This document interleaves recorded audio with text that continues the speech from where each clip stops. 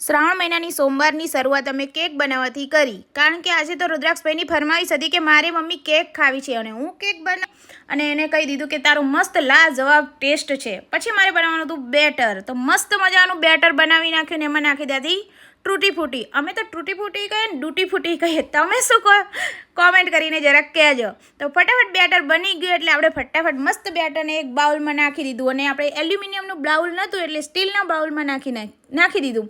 એક ડબ્બો હતો. પછી આપણે એને મસ્ત કરવાની સ્ટીમ કરી નાખી અને આ ગડ્ડુભાઈ મારા માટે લાવ્યા હતા ચોકલેટ કેક બનાવવાની ખુશીમાં કે મમ્મી તું મારા માટે કેક બનાવ, હું તારા માટે ચોકલેટ લાવું. પછી મસ્ત કેક બનાવી નાખીને અમે કરી નાખ્યું કેકનું ઉદ્ઘાટન. પછી કેક કાપવાની નથી, ઓલરેડી એ કપાઈ જ ગઈ હતી બનાવવામાં, એટલે મેન ગડ્ડુએ પછી ખાઈને ટેસ્ટ કરી નાખ્યો કે કેક કેવી બની છે. તો રુદ્રાક્ષભાઈના ફરમાવીશ ઉપર બનાવી હતી એટલે રુદ્રાક્ષભાઈને જ સૌથી પહેલાં ટેસ્ટ કરાવ્યો.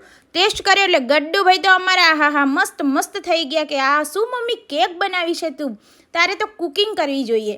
તો મેં કીધું હા બેટા કોઈક દિવસ કુકિંગ એ કરશું. પછી ફટાફટ ગડ્ડુભાઈ તો મમ્મી તું નહીં હું હાથે ખાઈશ. તો ગડ્ડુભાઈ તો હાથે ખાવા મળ્યા ને અમારે જવાનું હતું આજે મહાદેવજીના દર્શન કરવા માટે. તો ફટાફટ તૈયાર થઈ ગયા અને માથોડાઈને મસ્ત નવી સાડી પહેરીને પહોંચી ગયા મહાદેવજીના મંદિરે.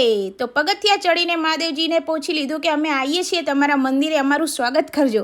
મહાદેવજી કે તમે આવો ના અમને શું ફરક પડે. પછી અમે ફટાફટ મહાદેવજીના મસ્ત દર્શન કર્યા અને મજા આવી ગઈ. લોકેશન તો બાકી જોવા જેવી હતી, કારણ કે આજુબાજુમાં મંદિર ઘણા બધા અને બાજુમાં તો મસ્ત તલાઈ આખું પાણીથી ભરેલું છે, એટલે જોવાનું બધું ઘણી મજા આવી ગયેલી હતી. અને મસ્ત બધા મંદિરોના મેં દર્શન કર્યા. મહાદેવજી જોડે ઘણું બધું માગી લીધું. પછી માગ્યા પછી અમારે પાછું ઘરે આવવાનું હતું એટલે મસ્ત મેં ઇન્ટ્રોડક્શન આપી દીધું આખા મંદિરોનું.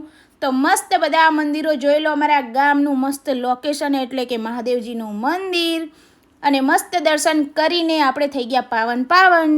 તો મસ્ત શ્રાવણ મહિનાનો સોમવાર આપણો મસ્ત ગયો. તમારો કેવો ગયો કોમેન્ટ કરીને કહેજો અને કોમેન્ટમાં હર હર મહાદેવ લખવાનું ભૂલતા નહીં. તો તમને અમારો વિડીયો કેવો લાગ્યો, કેવો ન લાગ્યો પ્લીઝ કોમેન્ટ કરીને જરૂર કહેજો. અને અમારી ચેનલને લાઈક, સબસ્ક્રાઈબ અને શેર કરવાનું ભૂલતા નહીં. તો મળશું નેક્સ્ટ વિડીયોમાં. જય દ્વારકાધીશ.